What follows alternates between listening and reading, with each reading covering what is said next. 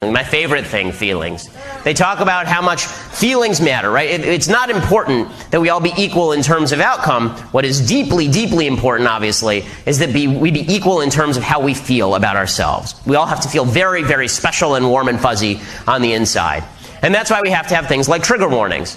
Right? Anytime there's something that might offend you, something that might confront you with an idea different than your own, you have to be given a trigger warning, because who knows, you could go crazy. It could be too much for you. You know, the two security guys I work with, both of them served in Iraq and Afghanistan, and somehow they don't need trigger warnings, right? They didn't get trigger warnings when they were in Iraq or Afghanistan. And they're perfectly functional human beings, and they're American heroes because they don't need trigger warnings when people are actually shooting at them. Hey, You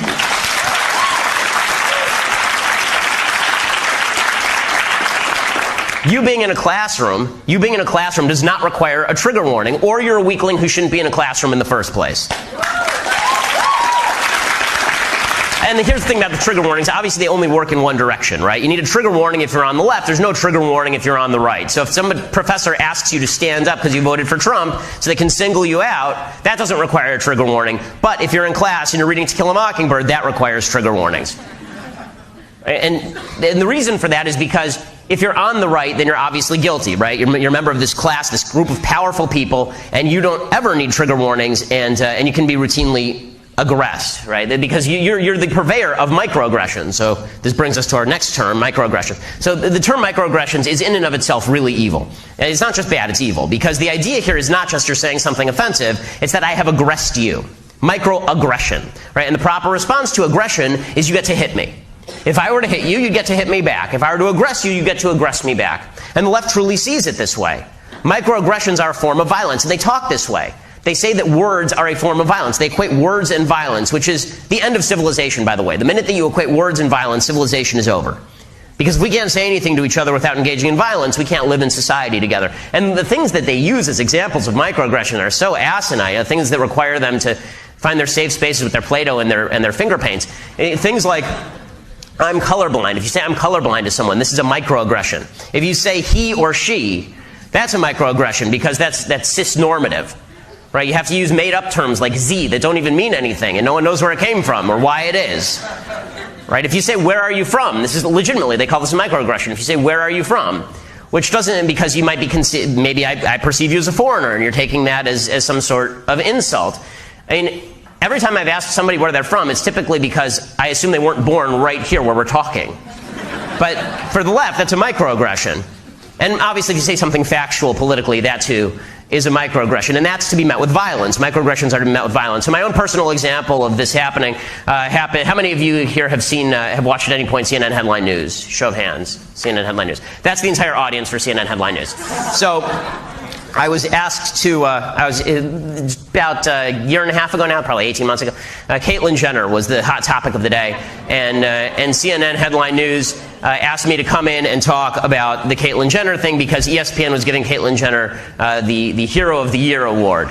Now, my own perspective on transgenderism, I made this very clear many times, is that I believe transgenderism is a grave and tragic mental disorder, and it is cruelty to people with a mental disorder to suggest that their delusions are reality. It's cruel to them because it forbids you from actually finding solutions for people that work. Transgender surgery is not something that has a good body of social science suggesting that it works, and I'm much more in favor of scientific solutions, or at least searching for them, than I am in favor of nostrums, where you just pretend that men are women and women are men in completely ascientific manner. That's nonsense. And by the way, it teaches young children that gender confusion is something normal as opposed to something that we ought to attempt to deal with. And the fact is also, by the way, most kids, just statistically speaking, most kids who think that they are transgender grow out of it. 80% of kids who think they're transgender grow out of it by statistical analysis. So that's my perspective on transgenderism. So they call me in, and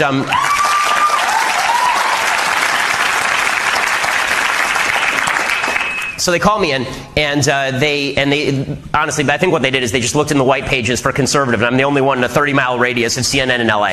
And so I go in, and the producer turns to me and says, you know, we have no ratings here at CNN Headline News. And I said, right, I know. And producer says, we really want you to just speak your mind, say what you think. And I said, well, we came to the right place. And they said, I used to produce for Jerry Springer. And it was at this point I should have had second thoughts, but I did not. So they bring me into the set, and it's Dr. Drew's show. And so on the panel is Dr. Drew and Psycho Mike and this blonde gal, I don't remember her name, and then next to me there are 3 people also. So it's me against 6 lefties, which makes it almost fair for them. So we're...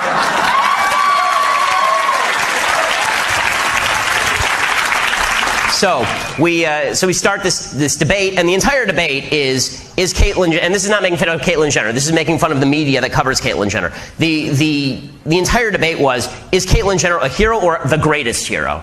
Is Caitlyn Jenner somebody who is as heroic as the people who stormed the beaches at Normandy, or is Caitlyn Jenner even more heroic than that? Right? Is it like paratrooper heroism or Air Force heroism? Like this is the argument, and so they go through this whole thing, and it's just a question of how heroic is Caitlyn Jenner. And finally, they come to me, and I say, I don't understand what's her. They say, do you think Caitlyn Jenner deserves this award? And I said, well, for what?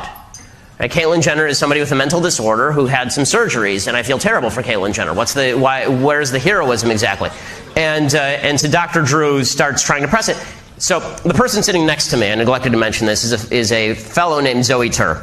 And Zoe is a transgender woman. So Zoe used to be Bob Tur, was the helicopter pilot actually during the O.J. Simpson chase. That's how Bob Tur made his name, and now he's Zoe Tur. So Zoe's sitting next to me and getting very uptight with me saying these things about genetics and science. And so Zoe turns to me and says, you don't know anything about genetics, little boy. I said, well, I know enough about genetics to know that every cell in Caitlyn Jenner's body has a Y chromosome in it, with the exception, ironically, of some of Caitlyn Jenner's sperm cells. And Zoe just keeps saying, yeah, you don't know anything about genetics, little boy. And so finally I turned to Zoe and I said, well, what are your genetics, sir? And it was the...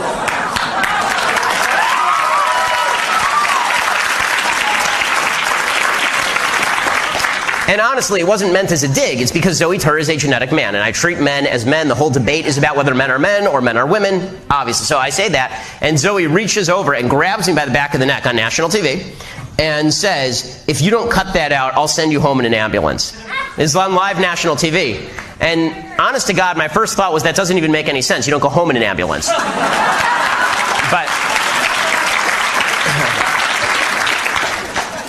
But what I said was, that seems mildly inappropriate for a political conversation. Well, the punchline of this is that everybody who's there, all 6 people, immediately turn, the other 5 except for Zoe, the other 5 turn and immediately say, Ben, how could you have said that? You knew that was going to make Zoe so upset. You did that. That was deliberately offensive.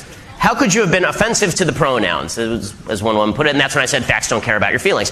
But the fact is...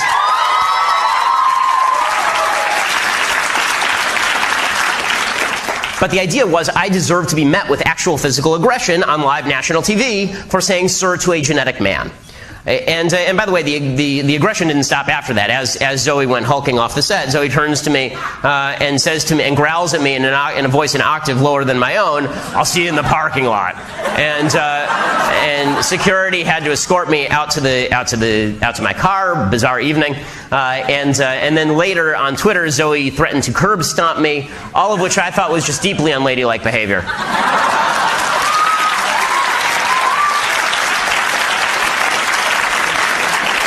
But again, the idea is that microaggressions are something that have to be met with aggression. And that's why they say it on campus, because the idea is if you say something you don't even know is offensive, but is taken as offensive, people get to hurt you. And then finally, once you've had all the trigger warnings and all the microaggressions have been policed, you finally end up with your idiotic safe space. Right? The safe space where no one gets to talk, your own little bubble of happiness, which doesn't exist in the real world. Because you're going to graduate college, all these idiots are going to graduate college and infect our workplaces, and they're going to go there and expect that no one is ever going to say anything with which they disagree. Or they're going to the political world, and nobody will ever say anything that offends them in any way. Now, those of us on the right understand that you're going to be offended every 5 seconds in politics. If you're politically active, someone will say something offensive to you almost literally every 5 seconds. There will be something that you disagree with, something that you think is stupid, something that you... And the good part of that is that you have to learn how to counter that. You have to learn how to respond to that. You have to learn how to be a bigger person, or you have to learn you have to learn knowledge. You have to have a knowledge base to refute all these things. But if you're in a safe space, then it's sort of like the kids who were very wealthy during the 1930s, during the polio epidemic. It actually makes you more susceptible to polio, because if you never actually deal with germs, and then all of a sudden you hit all the germs at once, you get polio. And that's what it is for all these kids. These kids go to college campuses, they live in their safe spaces, and then when they leave, they are not equipped in any way to deal with actual real conversation. And so their solution is a bigger government that can still continue to promote this kind of fake society that doesn't really exist. And this is making a generation of leftists who are just nuts. I mean, just crazy. You know, people who suggest at University of Missouri that they have to have a protest space that is all black. Right? This is what happened at University of Missouri. Or they have to have separate black housing. This is happening now. It happened at USC. I think it's happening at University of Missouri also. Separate black housing, to which the KKK says, absolutely, let's do that. It also creates people who are aggressive. If you have a perception of the world that every time somebody says something to you, it's because they're attempting to hurt you, and you get to be aggressive in response, it makes you more aggressive. Which is why it's very funny. You see the left keep promoting these hoax stories about Trump supporters randomly attacking lefties. But the fact is that every time I speak on a campus, there's a near riot, apparently. And that's not really because of anything that I'm saying. I think that it's more because there's just someone on campus who disagrees with them, and that cannot be tolerated in any way. And that's extending over the course of the United States. There's a November 2015 Pew poll found 40% of millennials 18 to 34 thought that the government should prevent people from making statements offensive to minority groups, which involves repeal of the First Amendment. I mean, it's a stunning statistic. Here's the thing. America is the greatest place on the planet. Everybody has a shot at victory here. We do. And nobody cares enough to stop anybody. Right? The idea that we are all sitting in this room plotting how to stop lefties or stop black people from succeeding in life, we don't care enough about anybody to do that because nobody cares that much about us. This is the beautiful thing about living in a society where you care about your family and your friends and your community, but you're not sitting around nefariously plotting to keep other people down. And one of the great things about being a leftist is you think that the entire universe is focused in on you, but the universe doesn't care about you. Right?